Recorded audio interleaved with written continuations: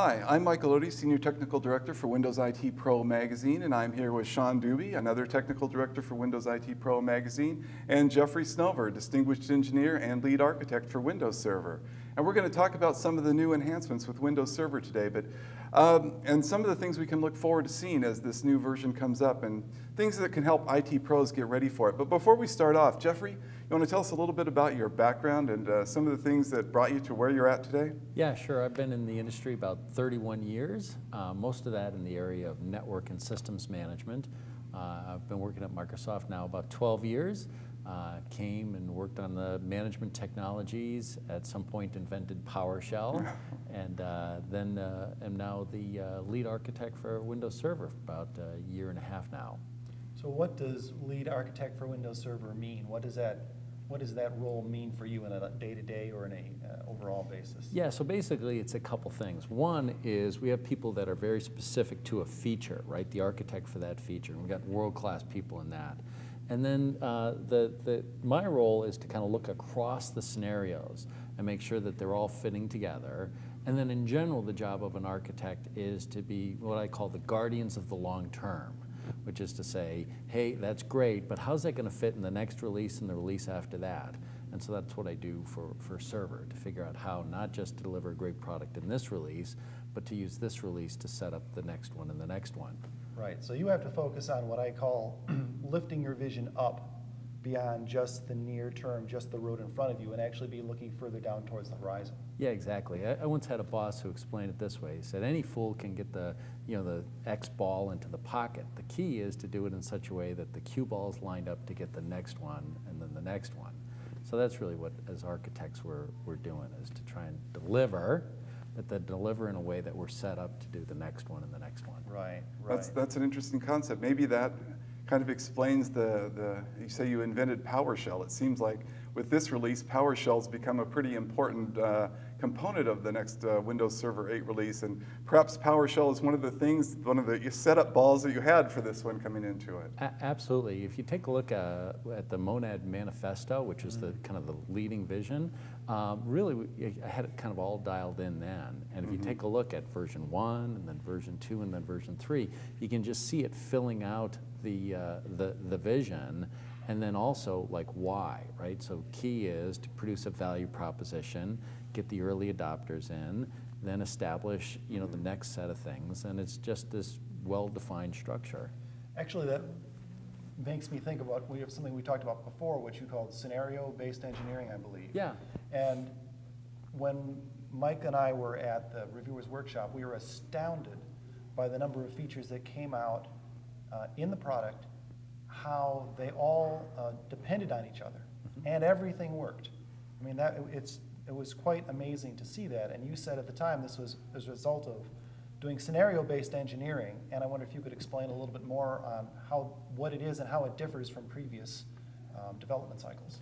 Yeah. So first, what we did was we spent a lot of time just like put down your pens and think. Right? Planning, talking to customers. Hey, what is your problems? Where are your heartburn? Where's the market going? What are the competitors doing? What are the issues? What are the technology innovations? So as part of planning, we have these 3 threads: the voice of the customer, the voice of the business, and the voice of the technology. And we merge those all together. Now, not everyone's involved in that. A large group of us are. The other group is getting the engineering system in place. But it's a lot about getting ready. And then we go and we define the vision, right? So our executives say, hey, based upon all that, thank you very much, got all the data, here's where we're going to go. And they define the vision. And then from the vision, we derive a set of scenarios. Okay, so to implement that vision, here's what success would look like. And then that scenario breaks down to sub-scenarios and then features. And then at each level, we have what we call CTQs, which stands for critical to quality, which is to say, sort of like an acid test. Like, if this was true, you should be able to do this, and you should be able to do this, and you should be able to do this, and I can measure those things. And so then my joke is that at Microsoft, you can't get anything done until you can reduce it to an Excel spreadsheet with an item, someone's name, and a red or green box. Right. It's surprising how many businesses are that way, yeah. And so that's what we did. Right. And this big hierarchy of things, therefore you guys are going to do this, and you're going to do it on this date, and then that's going to feed into this, and that's going to feed to this.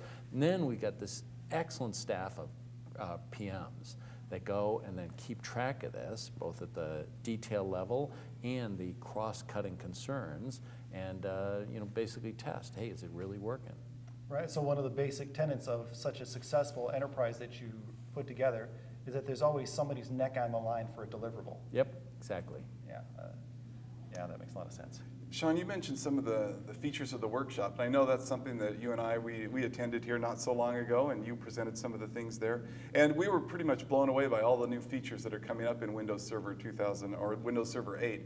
I know there's way too many to possibly talk about all of them, but what are some of the highlights for you of what we're going to see? Well, as a technologist, I always approach it from the technology, right? So the marketing guys will go through all those scenarios, and those are great. But for me, as a technologist, I look at the technology innovations. And here, I have to say, we've had great releases of Windows in the past, but honestly, I think that this is by far the largest, most transformative release we've ever had, right? So we got major innovations in storage. Honestly, in the past, we've had some weakness in our storage stack, and people ended up having to go buy very expensive, very high-end storage arrays to do some of the things that they wanted to do.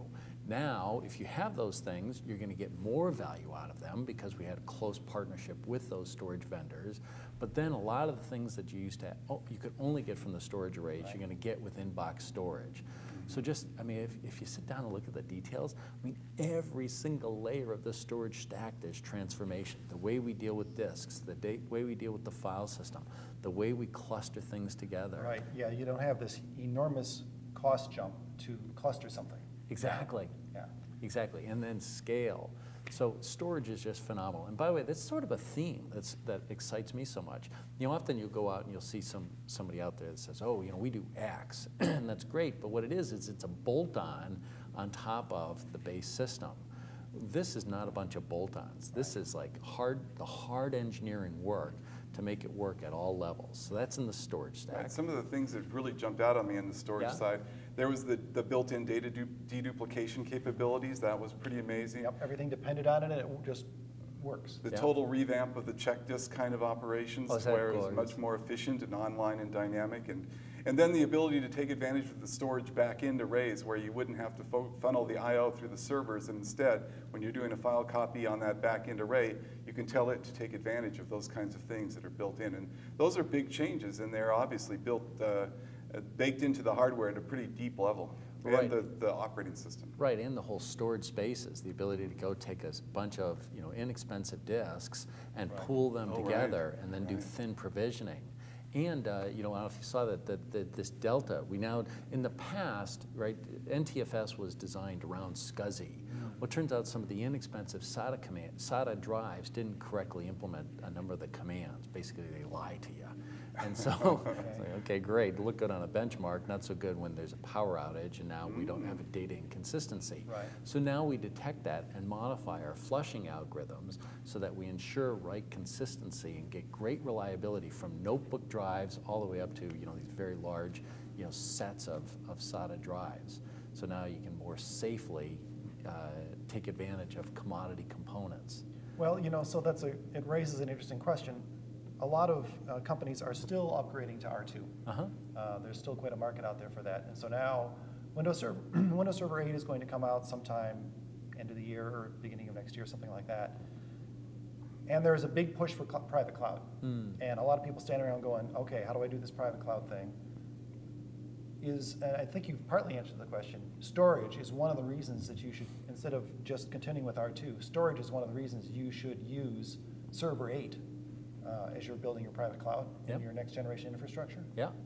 Yep, although that said, I was recently well, you guys were there as well at VMworld, and what I found very interesting was how many people adopt the new hypervisor so quickly. Often when you think of a server release, people adopt over, X period of time. But in these virtualized environments, these virtual cloud environments, it's very easy to go from one version to the next version to the next version. So I guess what I'm saying is that right now, a lot of people are being very successful implementing private clouds with 2008 R2 and the new version of SCVVM. I think they're going to even be more successful. I don't know if you've looked at the features of that, but it's really great stuff. And the nice thing is that they can safely adopt that, and then when Windows 8 comes out, the ability to take all those virtualized environments and just change the hypervisor to the Windows 8 hypervisor, take advantage of the storage stack. It's not a, oh, I'm going to wait. You can implement now and then just migrate over.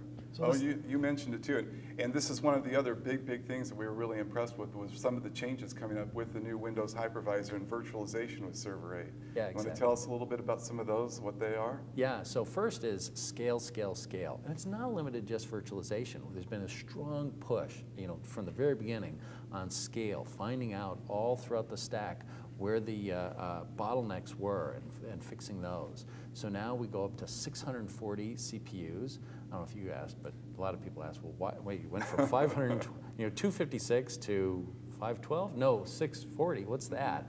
And the answer, of course, is the number of cores per CPU. They go from 8 to 10 cores. So 10 cores, 64 processors. So that's what that is. Okay. So yeah, 640 processors, 4 terabytes of RAM. I mean, it's just phenomenal. When you have a virtualized machine, you can now have 160 processors and 2 terabytes of RAM. And then the VMs themselves, 32 processor VMs and 512 gigabytes of RAM. And by the way, that's the stuff that we announced at Build. Yeah, those are huge increases in scale. And it's at this point, it's just a matter of, it's like when we talk about Bill Gates' fortune, it's just a matter of counting numbers now, because really the lid is off, is essentially what that's saying, right? Yeah, that's right. Yeah, that's right. And this is version 3 of the hypervisor too. Do you want to tell us a little bit about version 3? Yeah, so at the reviewer's guide, I mentioned this, that the vast majority of my 31 years in the industry have been working for companies that competed against Microsoft. And Microsoft would enter a marketplace, and we'd be very quick to point out their failings and their flaws, and oh, they missed that, and they don't understand this, and we'd laugh sometimes and pat ourselves on the back and feel very confident. But honestly, we always knew, sell your stock options before version 3 hits the ground, right? Because there's something about Microsoft, as no matter what, by version 3, they've dialed it in and they figured it out and they come out with the value proposition that just makes it very, very tough. I mean, they just do a great job in version 3. And that certainly is the case with hypervisor and virtualization. It's not just about scale, but the ability to do the replication. Right? We've got like the best replication story out there, achieving what some people call the holy grail of replication, where not only can I do replicas based upon a cluster, I can do it without cluster using shared storage, or just having an Ethernet cable. Yeah, seeing the demo with just a crossover cable is pretty impressive. Exactly, and the ability to do that, do the replication, synchronously or asynchronously, and the ability for disaster recovery scenarios, where you can say, hey, I'm running this here, and then asynchronously replicating it, perhaps in the cloud to a hoster, in case anything goes wrong here, like, hey, machines go down, that happens. But sometimes entire sites go down. Right. So the ability to just kind of like inexpensively back that up to the cloud is just a wonderful story. Yeah, I think you bring up a key point too, which is the inexpensive part of that. Exactly. So for small and medium businesses, they don't have to pay an arm and a leg. Yeah, it's true. VMware has been criticized for being an expensive solution, and it seems like they become more expensive all the time. And so with Hyper-V built into Windows Server 8, it is a good value proposition for businesses, especially small and medium-sized businesses. Well, this is Microsoft's history and our distinct competence. The ability to take very high-end, very expensive computing and make it available to the masses. You see that both with virtualization, where, very high-end, now increasingly expensive. I think they figured out that version 3 is coming out, so they're trying to jack up the prices to get the money while they can, honestly. But indeed, you see that with virtualization, you see that with the storage, you see that with the management. We take high-end stuff. The other is RDMA. So RDMA is remote direct memory access, this ability to say I've got a specialized NIC that allows me to basically have an alternate path, network path to TCP. And what it does is just amazingly fast, amazingly low latency, because it's all done in the hardware. And in the past, that was really done by the high performance computing world, right? So, you know, the X thousand guys had paid through the nose to get these great NICs, get fantastic performance. But now what we're saying is, hey, hardware vendors, everybody should be delivering NICs like that, because now, in addition to those scenarios, which continue to exist, we now have a kernel mode API that can access that, and we take advantage of that kernel mode API with SMB. So now SMB Direct is the ability to use this RDMA and just go fast as the wind. I mean, that's the other thing we did. We didn't finish the storage stack. SMB, good Lord, the benefits those guys have done. You know, you change the protocol so we can use multiple TCP connections on the same SMB session, which means I can have as many NICs as I want connected between source and destination. The session is dynamic, right? So I can remove a NIC and dynamically adjust. I can add a NIC, dynamically adjust. So you have maximum bandwidth and maximum resiliency. And then this was the most impressive thing, in my opinion, was this fast failover, which is to say, in the past, you know, if you clustered your file server, you know, we raised the bar from high availability to continuous availability. High availability says, well, if something goes wrong, you can fail over and you can restart your operation and succeed. Continuous availability says a failure occurred, we detected it and resolved it quick enough that the application never noticed it, right? The operation takes a little bit longer, but it doesn't time out. And that, let me tell you, is a lot of hard work. And they did it. So now all of a sudden I can be using this bandwidth, that remote file server can go down, it can automatically fail over. The clustered file servers can have 63 nodes in it. Do you ever wonder why it wasn't 64? I did wonder that. So the answer is that the cluster ID has only so many bits, and one of them, the value 00, is a reserved value. So if we need more, we'll make more. But 63 seems like... Yeah, 64 is a magical number in computing, and why did we stop one short? I never got that. I know. Room for expansion. It allows us to have a conversation. Conversation piece. No, you're right. I mean, that was the storage team that was cracking me up at the storage team, because there was literally a line of PMs in the back of the room, and they would come up and they would do their demo, and then they would exit out the room through by the side of the podium. There were so many demos for storage, we were getting just carpet bombed. Yeah, one of the points that you kind of touched on there's now built-in NIC teaming with Server 8 as well, right? Right. So you don't have to have specialized vendor NICs any longer to get this kind of ability. Right, and you know, at some point you can say, oh, well, you know, I got that from my vendor in the past. Well, yes and no. Yes, you could, but it would only work with that vendor's NICs. You couldn't have heterogeneous NICs. And if you ever had any problem and you called up Microsoft and you said, oh, I'm using NIC teaming, and say, okay, well, turn that off. You know, just turn that off. And it's like, well, but that might be the issue. It's like, well, and now it's supported by us. So you call and we'll help you through that. But yeah, up to 32 NICs on the NIC team, just phenomenal. I don't know if you saw that, but then also, again, you know, just the performance team did such a great job paying attention to the NUMA algorithms. You know, NUMA is this non-memory uniformed architecture. And it's especially important for performance in VMs, isn't that right? Yeah, because today, I don't know if you're aware with this, but basically, you can't buy a server today that's not NUMA.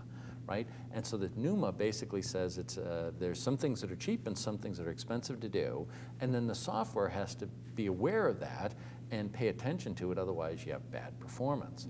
And so we've just gone throughout the entire stack looking for these problems. You know, the receive side scaling, which is to say, oh, if I got a lot of the bandwidth coming in, it all goes to the same processor, well, there's only so big you can go, so you want to fan it out. And then you want to fan it out in a way that's aware of the NUMA topology. So you're not just saying, well, I fan it all to these nodes, but they're all in the same NUMA node, because then that doesn't fan out. So just fantastic scaling.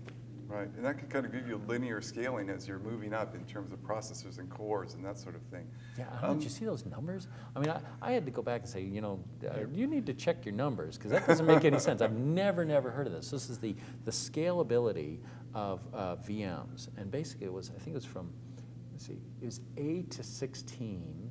You have a SQL workload, and you went from an 8 CPU VM to a 16 CPU, and I think it's like 1.7x scaling, which is just phenomenal. You'd expect 1.4. Right. 1.5, you're like, can I shake your hand? They got 1.7. But here's the one that honestly, I just keep thinking, I don't think that's possible. I don't know how you do this. But from 16 to 32, it was 1.9. I mean, that's just crazy numbers. Right. That's some great engineering that makes that happen. That's exactly right. You know, and this thing about it's just not a bolt-on, right? It requires work at every single layer of the stack. Like in the management space, same thing. I was pointing out that, oh, you know, we have this new multi-machine server manager, right? But in fact, that's just a very thin layer on top of the multi-machine management capabilities within the OS. And that had changes at, you know, at the protocol level, at the PowerShell level, had to make changes to WMI. Just at each layer, we had to make a set of changes to be able to support that. Right. I was just playing with the Active Directory portion of it over the weekend, and something that's just cracked me up is, you know, one of the things that has always been a bit of a scare for administrators is the forest and domain upgrade and the all those aspects of it. And to do this took basically 13 lines of PowerShell code. I went through the wizard and said, "Do you want to see what the code is to it?" Yeah, there's 13 lines of PowerShell code. I hit go. It ran 80 prep forest prep, at 80 prep domain prep, whatever else it needed to do. It just says upgrading forest, done. Upgrading domain, done.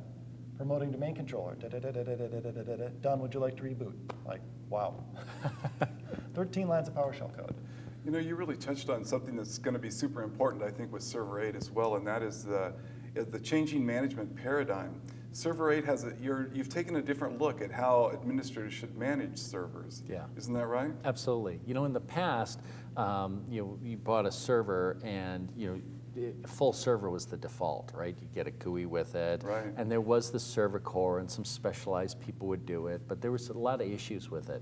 So each release we've invested in server core, made it better and better, be able to support more roles, be able to do more manageability. And now with Windows Server 8, we're confident enough to say that now with Windows Server 8, it is the preferred management deployment role. It is the preferred deployment role. And that full server is still there as a compatibility mode, but by and large, we want everybody to do server core, which is basically to say headless server. You still support GUIs. We're not walking away from GUIs. GUIs are what make the company great. GUIs help customers, et cetera. Sure. But those GUIs should run on the client. You know, on the client, consume as much CPU and as much memory as you want, because it's a client. Obviously, you don't want that on a server.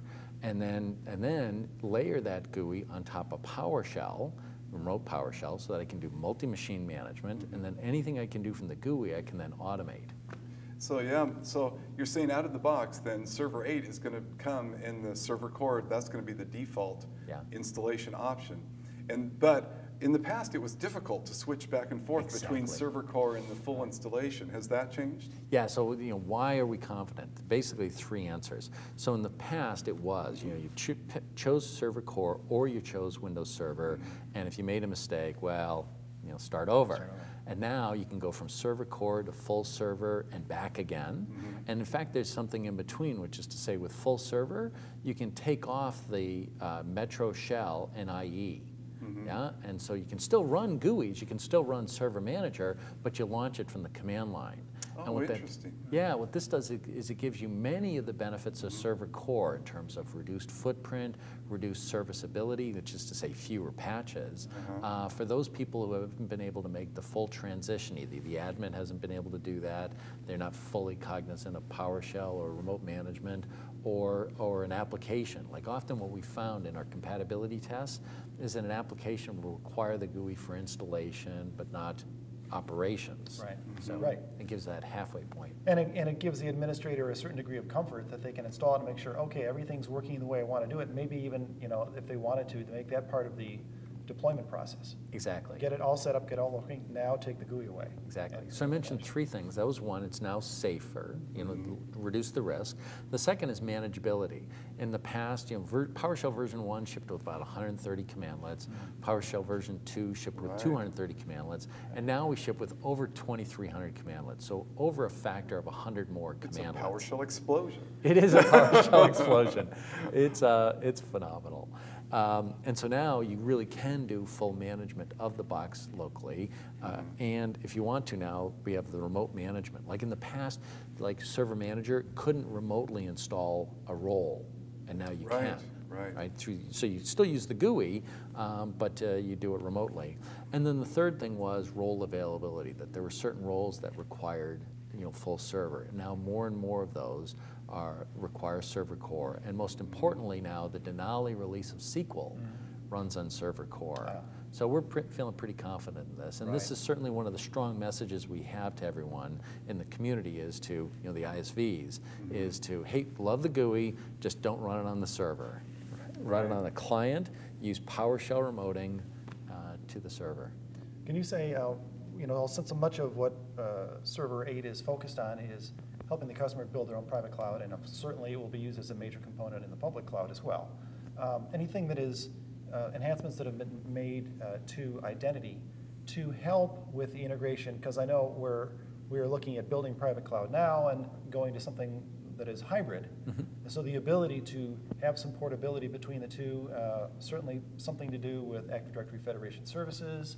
I just wondered if there anything that has been done in that area, if there are any improvements that you're aware of, or anything like that. Yeah, the big investment there that we made is the area of the roles-based administration.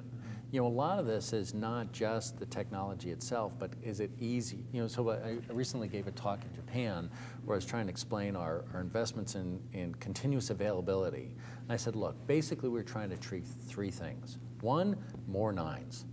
Okay? 2, more nines per dollar, and 3, easier nines. Which is to say, hey, you can have all this capability, but it requires regular people to be able to put it together. If you require like the world's best admins at their best, fully trained, then you're not really going to get the continuous availability. Well, same sort of thing in the area of identity and access control. Hey, we got these great capabilities, but sometimes they can just get like, what? Do I understand this?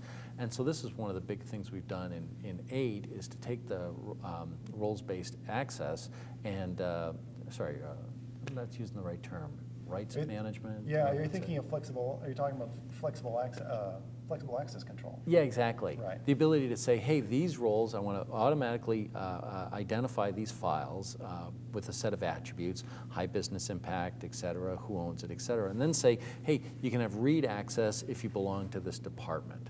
So it's not just identity and group, but a richer set of access rights. Actually, yeah, incorporating claims. Claims-based, thank you. Claims-based access incorporating control. claims into the file system. Yes. For starters, I assume that this proves effective, and we'll see it in other areas as well. Yeah. I have an offbeat question I'd like to ask. Go for it. So, because years ago, and we're talking NT4, something like that, it had been claimed that the Windows operating system was one of the most complex constructs known to man. I mean, just because of what it is. And at the time, I think they were throwing around 6 million lines of code or something like that. And just what Server 8 is and what it's encompassed and all of the things like that. Do you, if anyone, should have, I don't know if you can say it, have any idea of how big this thing is? I don't know the answer to that. How big? But certainly, it's big. It's really big. Yeah, well, I can agree with that. Certainly we've added more features, but we've also gone and try and reuse things. True. Right? It doesn't necessarily mean bloated or anything like that. Dijkstra once said that you should reward your programmers as an inverse proportion to the number of lines of code that they write. Yeah. So there's something to that, which is to say we're constantly looking for, hey, how do we pare this down? Right. How do we make it smaller? I don't know if you saw Sanofsky's keynote. Boy, I got to tell you, the part of that keynote, did you see it? Sure, yeah. The part that just made me on the edge of my chair was when he brought out his laptop or his netbook from the Windows 7 launch. And he said, oh, when we had this, here's how much memory it consumed. By SP1, we had gotten it down to this. And now with Windows 8, it's down, and what is it, it's like hundreds of megs, 120 some odd megs less. Right. It's just phenomenal. Its footprint. Yeah. Yeah. And so we continually work to try and reduce both resource consumption, but also, you know, the footprint of the code. Right. Now, Server 8 and Windows 8, they're sharing the same kernel, aren't they? Oh yeah, absolutely, always. Yep. Mm-hmm. Yeah, and that's why, you know, same kernel, same GUI. There is one Windows. You know, it takes on different flavors, but there's one Windows. And so some people ask, well, why did Windows Server, you know, adopt the Metro UI? It's like, I don't understand the question. There is only one Windows.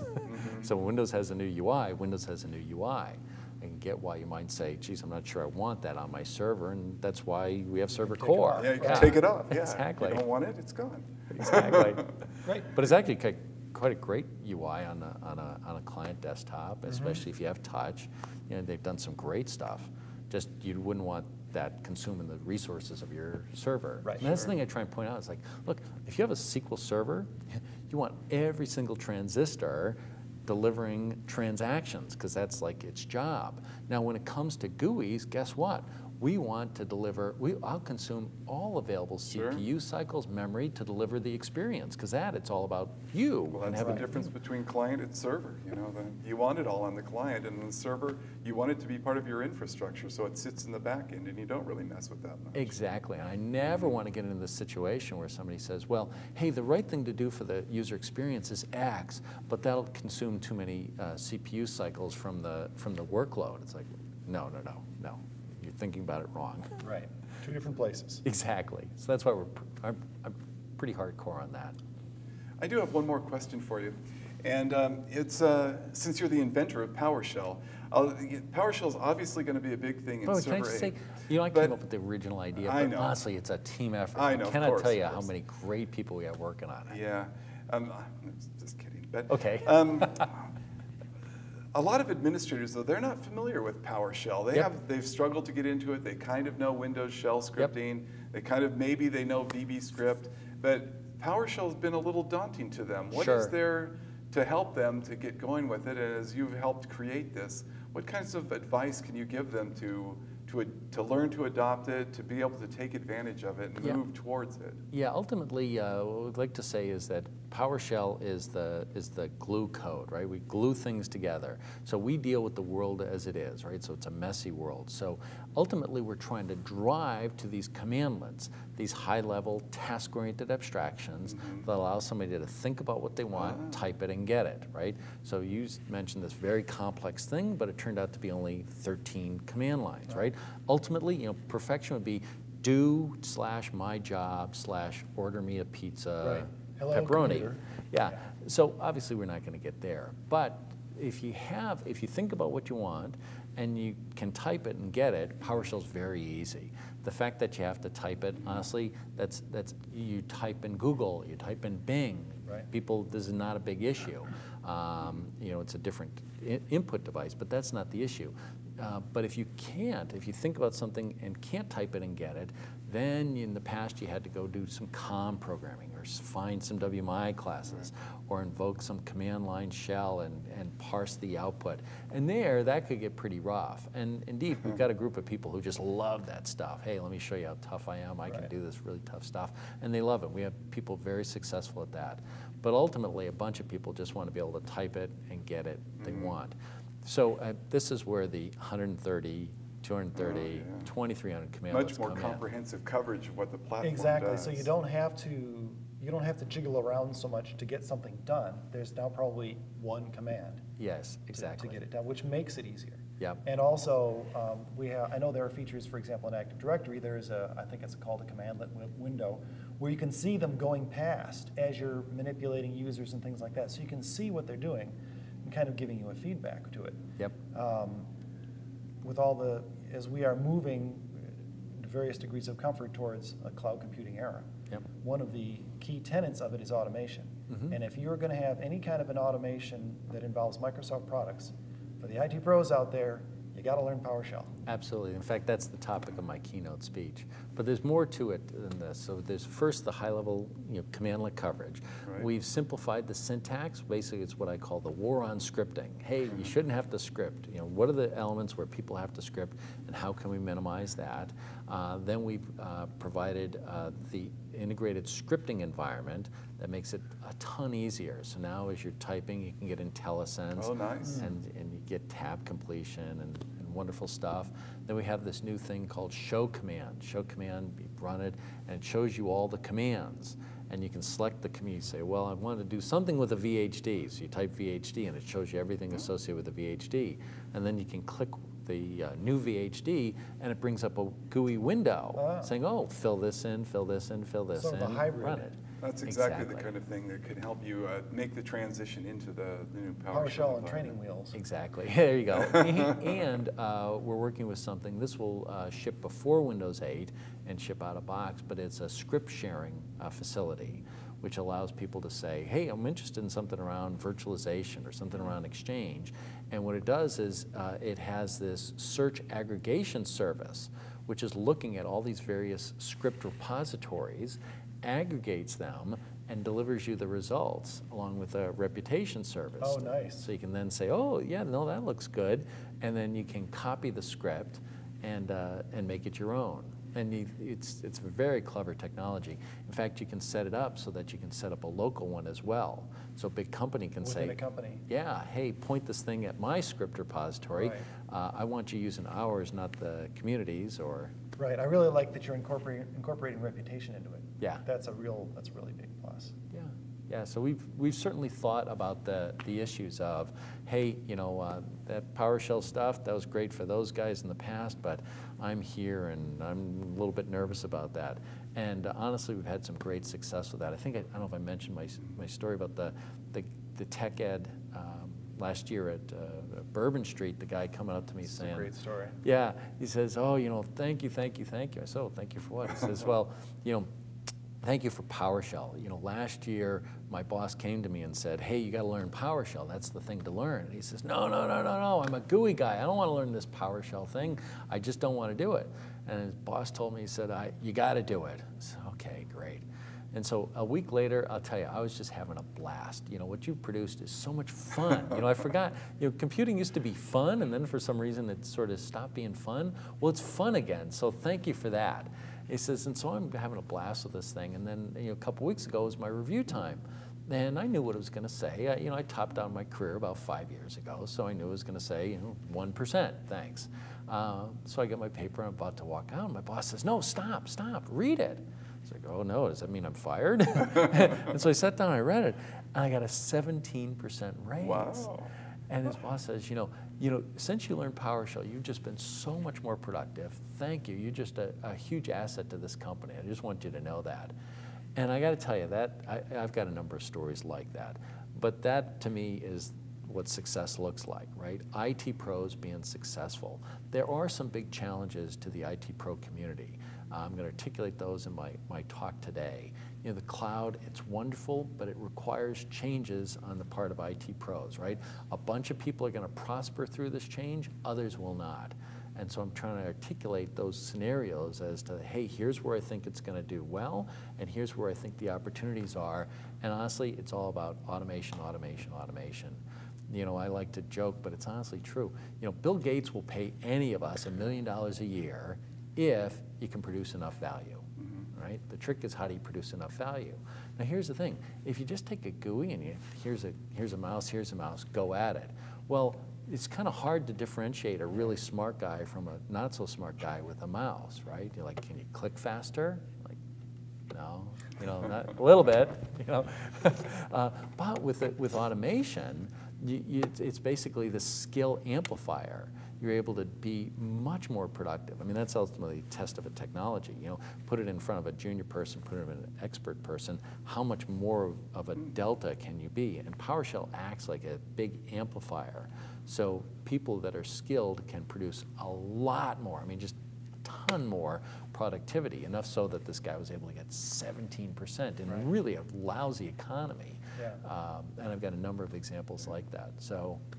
Well, That's I fantastic. look forward to hearing the keynote. We here at the magazine and all of our websites talk a lot about the IT pro and the IT pro in their career and their worries about the future and all that sort of thing. So that it'll be very interesting to hear you. You know, I did some thoughts. deep thinking on the topic and came to some non-obvious conclusions, or well, certainly conclusions that I've not heard other people discuss. So. Well, we're Very looking good. forward to it. Yeah. Well, I think I'm good if you're good. That's great. Yeah. Thank you very much for your time, Jeffrey. Great. Enjoy hearing you tonight, and good luck on your world travels as you're spreading the word about Windows Server 8. Indeed. Okay, thanks.